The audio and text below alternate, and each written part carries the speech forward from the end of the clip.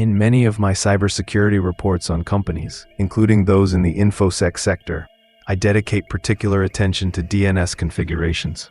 In at least 90% of cases, they are misconfigured and represent the first point of attack, no matter how much certified CISOs and self-proclaimed CSSPs might argue otherwise. And yes, the hackers may not hold these certifications, but that clearly doesn't stop them.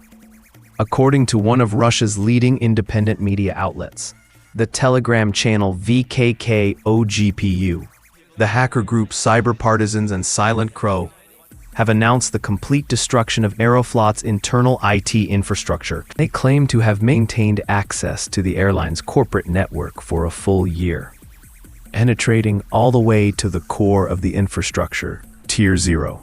The hackers reportedly exfiltrated the entire historical flight database.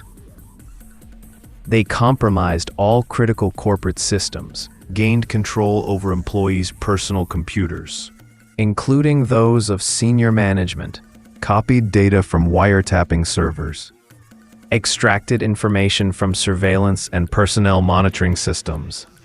The hackers promised to release portions of the data in the near future. Meanwhile, a new collapse began at Sheremetyevo Airport this morning. Aeroflot has announced the cancellation of around 50 flights, both inbound and outbound.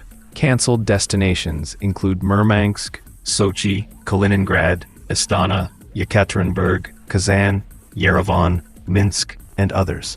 Passengers of the cancelled flights were urged by Aeroflot to leave Sheremetyevo to avoid crowding.